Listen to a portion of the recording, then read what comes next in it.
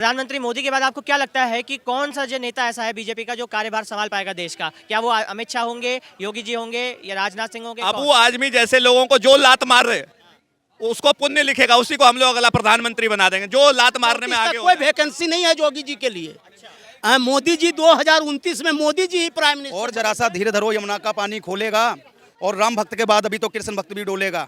और जिस दिन बैठे योगी बाबा प्रधानमंत्री की कुर्सी पे, हैदराबाद से बैठा हो, वैसे भी राधे राधे। मोदी के बाद आपको क्या लगता है कि कौन सा जो नेता ऐसा है बीजेपी का जो कार्यभार संभाल पाएगा देश का? क्या वो अमित शाह होंगे, योगी जी होंगे या राजनाथ सिंह होंगे? कौन? बहुत सारे नेता हैं भारतीय जनता पार्टी में जो कार्यभार संभाल सकते हैं। आपको क्या लगता है कौन होगा इनमें से? कोई एक अगर आप बता सकें।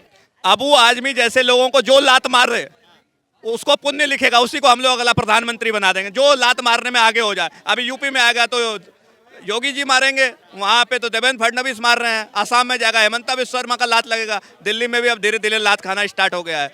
जी सर, आपका क्या कहना है? आपका क्या नाम है? आपको मनोज है। हाँ जी। मनोज है। तो मनोज जी, आपको क्या लगता है कि प्रधानमंत्री नरेंद्र मोदी के बाद कौन सा ऐसा बीजेपी का नेता है जो ये संभाल पाएंगे? माननीय योगी जी सक्षम है। क्यों योगी जी क्यों? करोड़ों को संभाल रखा है तो ये 100 करोड़ को भी संभाल लेंगे।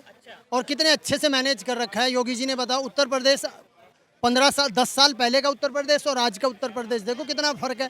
लॉ एंड ऑर्डर कितना अच्छा है, कुंभ हुआ है, कितना कितना मतलब उत्तम व्यवस्था। मैं 14 दिन वहाँ रहा, बहुत अच्छी व्यवस्था रही।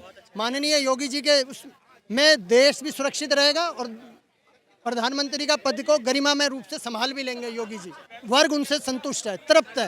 योगी जी के बाद मोदी जी के बाद योगी जी ही प्राइम मिनिस्टर बनेंगे, ये आपकी बात में दम है। लेकिन 2034 तक कोई वैकेंसी नहीं है योगी जी के लिए।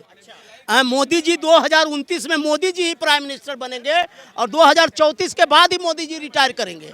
और जब 2034 में रिटायर करेंगे मोदी जी, तब योगी जी का भी उम्र बहुत कम है। योगी जी प्राइम मिनिस्टर बनेंगे, 200% बनेंगे। मास का लीडर ही प्राइम मिनिस्टर बनता है। जो लोग मास में होता है वो व्यक्ति प्राइम मिनिस्टर बनता है। जैसे एक छोटा सा एग्जाम्पल हम देते हैं।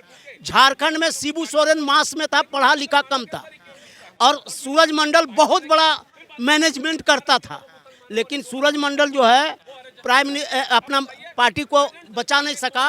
लेकिन शिबू सोरेन चूंकि मास में जनता के बीच थे, इसलिए योगी जी आएंगे प्राइम मिनिस्टर बनने के लिए। लेकिन अभी इंतजार करना है, अभी 34 इंतजार करना, हम समझ गए। क्या लगता है आपको कि प्रधानमंत्री नरेंद्र मोदी के बाद बीजेपी का कौन सा ऐसा उम्मीदवार है जो इस देश का कार्यभार संभाल पाएगा? क्या वो योगी आदित्यनाथ होंगे, अमित शाह होंगे या राजनाथ सिंह? कौन लगता है आपको?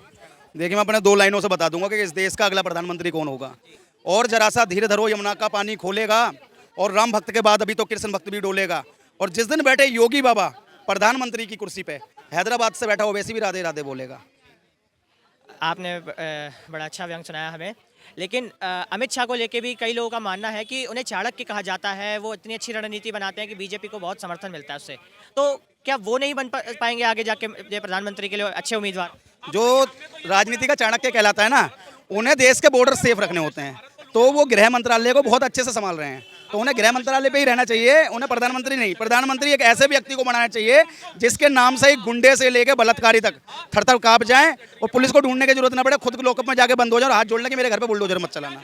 तो आज प्रधानमंत्री वाकई में कोई चाहिए तो देश का प्रधानमंत्री माननीय योगी आदित्यनाथ जी ऐसा होना चाहिए। बुलडोजर चलाने के लिए तो सुप्रीम कोर्ट ने भी उत्तर प्रदेश की सरकार को फटकार लगाई थी और योगी सरकार के ऊपर तो कई आरोप है, योगी जी के ऊपर भी आरोप है कि वो बड़े ही विवादित बयान देते हैं या सिर्फ हिंदुत्व की बात करते हैं। लेकिन हमारा देश तो धर्मनिरपेक्ष है, उस पर क्या कहेंगे फिर? देखिए, छोटी सी बात ये है, अगर उत्तर प्रदेश के अंदर राशन कार्ड से राशन सिर्फ हिंदुओं को मिल रहा हो, मुसलमानों को नहीं मिल रहा हो, तो मैं मानता हूं योगी जी हिंदुओं की बात करते हैं। अगर उसी प्रदेश के अंदर पक्की सड़कें बन जाती हैं, उन पर सिर्फ हिंदू चल रहा हो, मुसलमान ना चल रहा हो, तो मैं सोच सकता हूं कि हिंदुओं की बात की जा रही है। अगर उसी प्रदेश के अंदर सरकारी नल से स्वच्छ जल सिर्फ हिंदू पी रहे हो, मुसलमान अगर ना पी रहा हो, तो मान सकता हूं योगी जी क्या नाम है हिंदू मुस्लिम करते हैं। और अगर उस प्रदेश के अंदर प्रधानमंत्री आवास योजना के तहत मुसलमानों को मकान मिल रहे हैं और हिंदुओं को ही मिल रहे हैं, तो आप मुझे बताइए कहाँ हिंदू मुस्लिम की बात रह जाती है। लेकिन एक मैं बात बता दूं, यह पहला ऐसा राजा है और साफ शब्दों से कह देता है कि ज्यादा हवा में उड़ोगे तो मिट्टी में मिला दिया जाएगा, और मिट्टी में मिलाने की साफ साफ बता दिया। आप एक चीज बताइए, विकास दुबे कोई मुसलमान था क्या? हिंदू था, गुंडा था, तो उस पर कार्रवाई हुई। तो उसी हिसाब से अतीक अहमद और जो अंसारी था उस पर भी कार्रवाई हुई। सीधी सी बात है, अगर उत्तर प्रदेश को कोई जलाने की कोशिश करेगा, वहाँ का माहौल खराब करने की कोशिश करेगा, तो उसकी जीवन लीला समाप्त कर दी जाएगी। योगी आदित्यनाथ जी का कहना साफ साफ ये है।